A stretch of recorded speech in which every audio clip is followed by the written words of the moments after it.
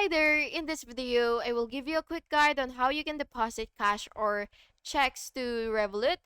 And what you will have to do is listen carefully to each step that I will be explaining because I will describe everything clearly so you can follow along even if your screen looks different.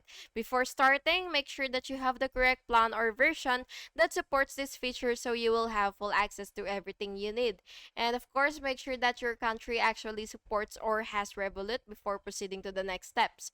So first, open your Revolut app or your website and then go ahead and log in with your credentials. And after logging in, you will see the account section, and what you will do is just tap that, and then you will select account, and then you will tap add money, and then you will choose cash deposit or check deposit.